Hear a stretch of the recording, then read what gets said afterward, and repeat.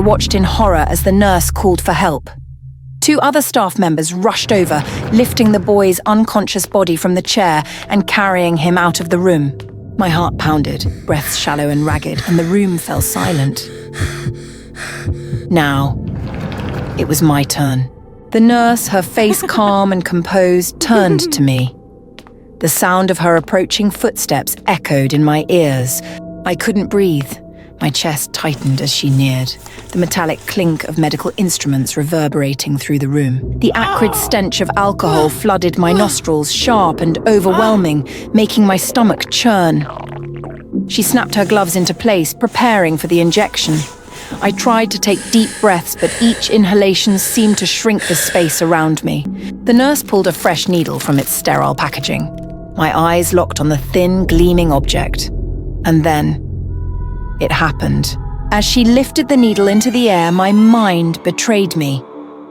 In one horrifying instant, I saw it flying towards me, not at my arm, but straight into my eye. The shiny point seemed to pierce the air itself, and a scream tore from my throat before I could stop it. I clutched my face, pressing my palms against my eyes, convinced the needle had already impaled me. Miss, are you okay? The nurse's voice broke through my panic, but it was distant, muffled, like I was underwater. Her hands were on my shoulders, gentle but firm. Hey, you're okay! I haven't even started yet. I pulled my hands away from my face, blinking rapidly. My eye wasn't bleeding. There was no sharp pain. I was fine. It was all in my head. I swallowed hard, my throat dry, and gave her a shaky nod, though my heart still raced, and my skin felt clammy. Deep breaths, all right? The nurse said softly, her voice soothing. She resumed her task, though now I could see the concern in her eyes as she approached me more cautiously. The needle glinted again, but this time I forced myself to stay still.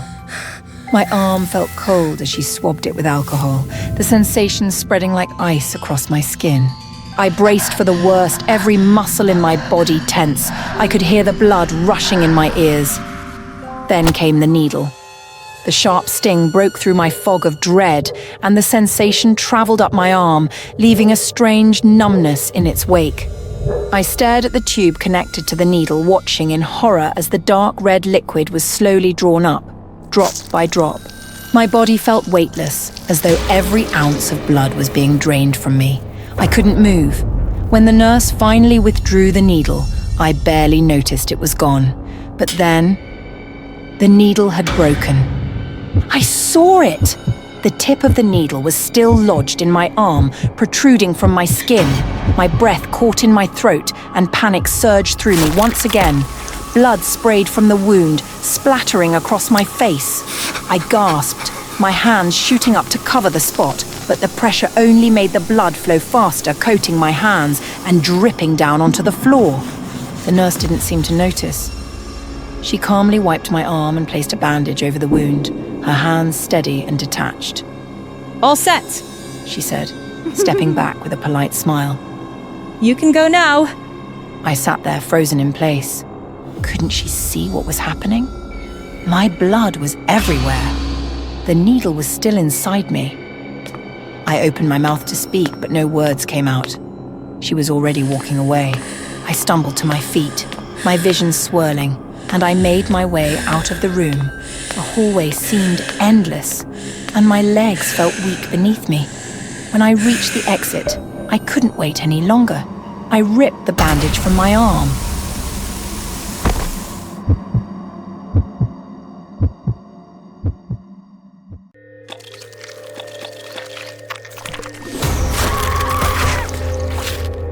I woke up drenched in sweat, my heart pounding like it was ready to leap out of my chest.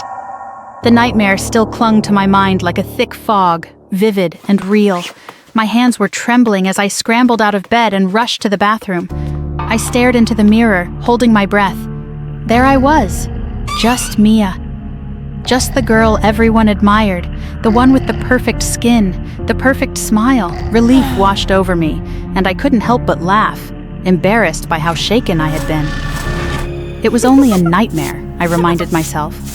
Nothing more. Later that day, I met Jen, my best friend. She was always the calm, collected one, never letting anything faze her. When she saw me, though, her eyes narrowed in concern. Jen pointed to my chin. There's a pimple. You should treat it before it gets worse.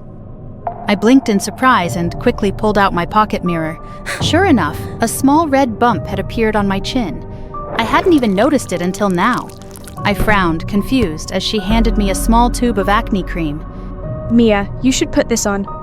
I thanked her, embarrassed, and promised to use the cream as soon as I got home. By the time I was back in my apartment, I slathered the cream on before bed, expecting it to clear up by morning. That's how it always worked, right? A simple fix. I had no reason to think otherwise, but when I woke up, my skin felt strange. It itched, burned even. My hand flew to my chin and I froze. The bump wasn't just a bump anymore. I rushed to the bathroom, hoping it was just a bad reaction to the cream. But when I looked in the mirror, I wished I hadn't. My face was a nightmare brought to life. The once small pimple had spread, covering my chin with inflamed welts. They weren't just blemishes anymore. They were moving beneath the surface of my skin like they had a life of their own. Thick, yellow pus oozed from the edges, mingling with streaks of blood. I could barely recognize myself. In a blind panic, I grabbed the cream Jen had given me and smeared it across my face, desperate for relief. I applied face masks, cold compresses, and anything I could think of, but nothing helped. The more I treated it, the worse it became. The welts spread, consuming more and more of my face until it felt like I was rotting alive. I started avoiding mirrors, terrified of what I might see. But even when I wasn't looking, the reflection found me. My face, twisted, grotesque, staring back at me with hollow, bloodshot eyes covered in festering sores. It was everywhere. In the phone screen, on the surface of the water, and also in the window. I tried covering every reflective surface I could find, but it didn't matter. My reflection was always there, haunting me, reminding me that there was no escape. One day, I decided to get out. I pulled on a hoodie covering my head and decided to go to the grocery store. I thought if I just avoided looking at mirrors, I might feel normal again. For a moment, I almost did. I even stopped to pet a small, fluffy puppy sniffing at the sidewalk. Its big, brown eyes looked up at me, and for a moment, my heart softened. I knelt down to pet it, needing some kind of comfort. Then, I saw it, my reflection in the dog's eyes. Through those innocent eyes, I saw a monster. My skin swollen and rotten, deep gashes across my face. The thing in the reflection wasn't me. It was something out of a nightmare. I pulled away, horrified, and ran all the way back home. I locked myself in my apartment, trembling and crying. I curled up on the floor, tears streaming down my face, unable to shake the horrifying images of my reflection. This couldn't be real. That night, in my darkest moment, I made a decision. I had been running from the reflection for too long. It was time to confront it, to fight it. I marched into the bathroom, heart racing, and stood in front of the mirror. My face, if I could even call it that, stared back at me. The welts had grown even larger, grotesque lumps pulsating under my skin. Blood and pus oozed from the edges, dripping down my hands. "I'm not afraid of you!" I screamed at the thing in the mirror. I lifted my hand, and in a fit of rage, slammed my head into the mirror. The glass shattered, blood splattering across the broken shards. The creature in the reflection bled too. I could see it, its grotesque face twisted in pain. This was it. This was how I would defeat it. I smashed my head into the mirror again, and again, blood pouring down my face. The creature in the reflection was weakening, its movements sluggish. It was dying. Before I collapsed, I saw it. The creature, bleeding out, fading into nothing. I had done it. I had won. I smiled, triumphant, as I struck the mirror.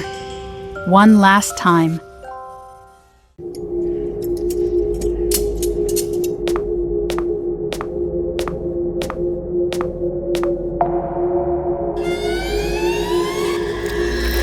I hadn't seen Grandma in 3 years.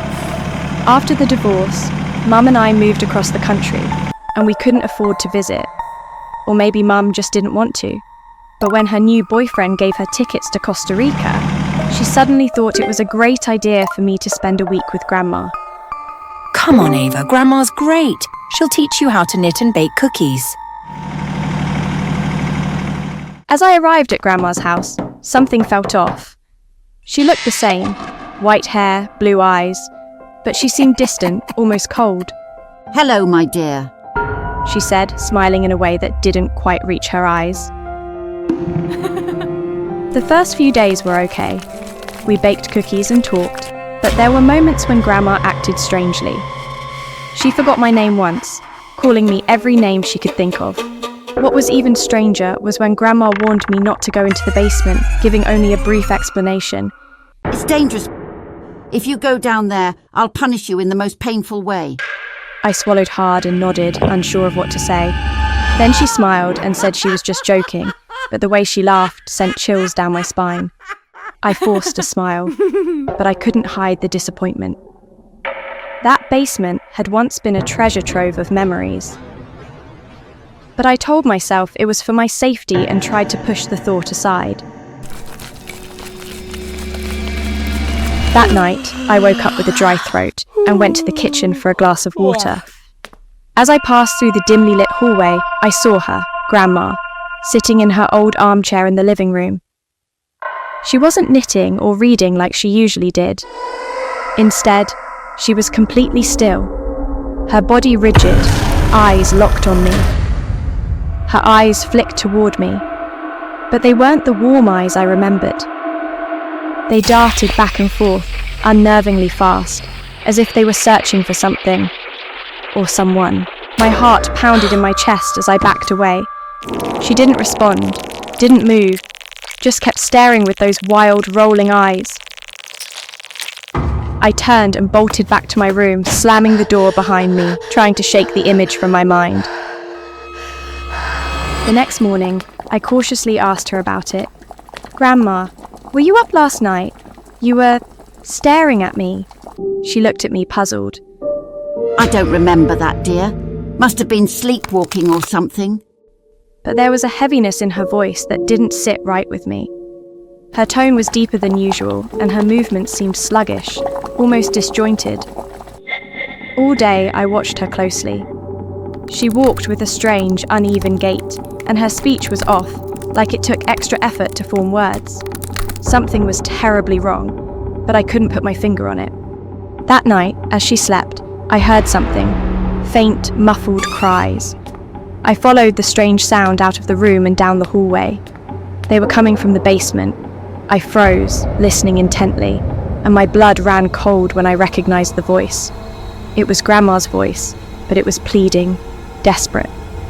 Without thinking, I grabbed the old key hanging by the kitchen door and crept down to the basement. The stairs creaked under my weight and the air grew colder with each step. When I reached the bottom, I could barely breathe. There, on an old surgical table, was my grandmother, my real grandmother. Her head was bandaged, but I could see where the scalp had been crudely cut, revealing bone beneath. Her eyes were missing, just empty sockets staring up at the ceiling. Tears streamed down her face as she whimpered. Ava, don't! It's not me. Up there. It's not me. "Grandma!" I rushed to her side, fumbling with the chains that bound her to the table. "I'll get you out of here, I promise." But as I struggled with the lock, I heard the basement door creak open behind me. I turned slowly, my blood turning to ice as I saw the other grandma. No, the thing pretending to be her, standing at the top of the stairs. Its eyes, no longer darting, were fixed on me with a cold, furious stare. "Oh, Ava, you shouldn't have come down here." It said, its voice hollow and echoing in the small space. "Now you know too much." I backed away, my hands shaking. What the hell are you?" I am what you see. I take what is mine. Memories, life, identity. But this body, and this mind is too weak. I want yours. In a flash, the thing leaped off the stairs and was on me before I could react, its hands like icy claws gripping my arms with inhuman strength. I screamed, but it was drowned out by the creature's growl, a deep sound that sent a jolt of terror through my entire body. My head hit the cold stone, and for a moment, the world spun, dark spots dancing in my vision. I struggled against its grip, but it was too strong, its fingers digging painfully into my skin.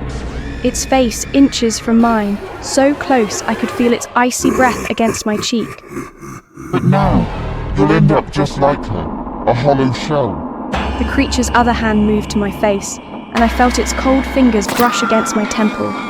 The touch sent a shockwave of pain through my skull, like needles being driven into my brain. I cried out, thrashing against its hold, but it only tightened its grip. "Stop! Please! Don't do this!" But the creature only smiled wider, its teeth unnervingly sharp, almost predatory. You're mine now, Ava.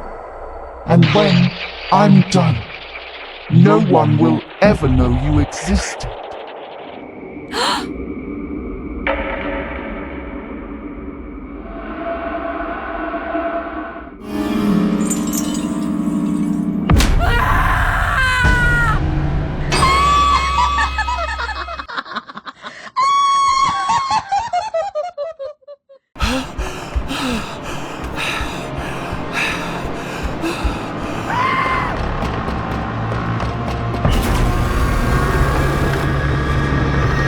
I never expected to become friends with someone like Thomas. As desk buddies, our conversations were mostly one-sided, with me doing most of the talking. Thomas was shy and strangely odd, but over time, he began to open up. He smiled more often, though there was something unsettling about his smile that I couldn't quite shake. One day, out of the blue, Thomas invited me to his house for a sleepover. I hesitated at first, but my curiosity about his mysterious family got the better of me. When I arrived, Thomas's parents greeted me with the same unsettling smiles I had seen on his face. They were overly polite, their eyes too wide, and their voices carrying an unnatural cheerfulness that made my skin crawl. During dinner, I could hardly focus on the food because I kept hearing something odd. A faint, distant crying, as if a child were sobbing somewhere in the house. No one else seemed to notice, and when I mentioned it to Thomas, he just shrugged and told me not to worry. After his parents went to bed, Thomas turned to me with a grin. Hey, want to see my old friend? His voice was playful, but there was an edge to it that made my stomach twist. I hesitated, but I didn't want to seem scared. Sure, I said, trying to sound braver than I felt. We tiptoed through the dark hallway, the only light coming from the moon outside. I was most surprised by how the Donovan family seemed to have a thing for collecting mirrors, as they were lined up along the entire hallway. As we approached a large draped object at the end of the hall, the crying I'd heard earlier grew louder. My heart pounded in my chest. This was no trick of the imagination. Thomas stopped and whispered, Don't worry if he looks at you, just make sure you look away fast. You'll be fine as long as you look away fast. I didn't understand what he meant, but before I could ask, he pulled the sheet back, revealing the mirror's intricate carvings. The crying was coming from inside the mirror, but there was no one else in the room.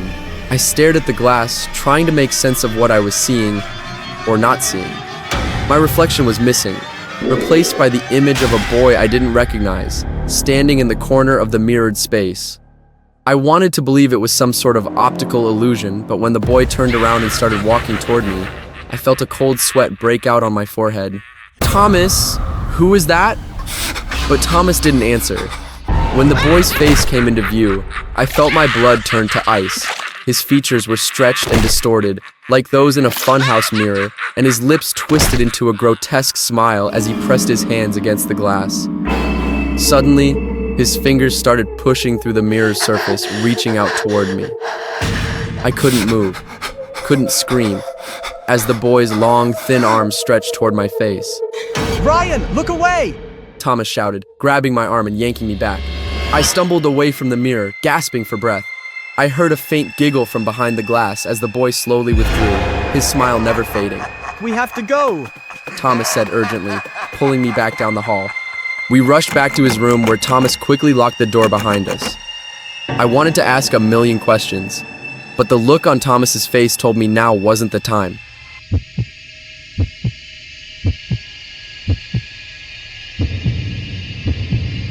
We climbed into bed, but there was no way I could sleep after what I'd just seen. As Thomas's breathing evened out beside me, I knew I couldn't stay in that house. Whatever was in that mirror, it wasn't human. I waited until I was sure Thomas was asleep before quietly slipping out of bed. I tiptoed to the door and carefully opened it.